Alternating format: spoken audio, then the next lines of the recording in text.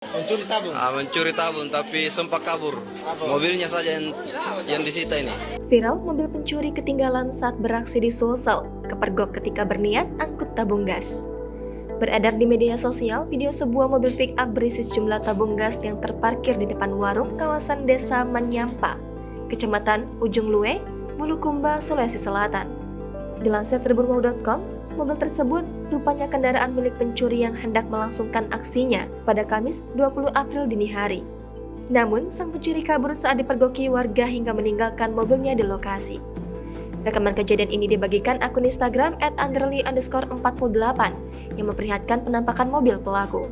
Perekam video sengaja menunjukkan plat nomor pick-up tersebut serta barang yang hendak dicuri. Sejumlah orang juga berkumpul di depan toko berteralis yang sudah terlihat terbuka seolah habis dibobol.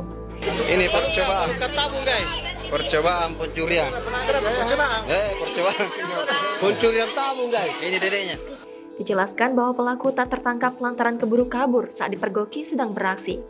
Mencuri tabung. Mencuri tabung tapi sempat kabur. Mobilnya saja yang disita ini. Hingga saat ini belum diketahui kronologi lengkap maupun pihak-pihak yang terlibat.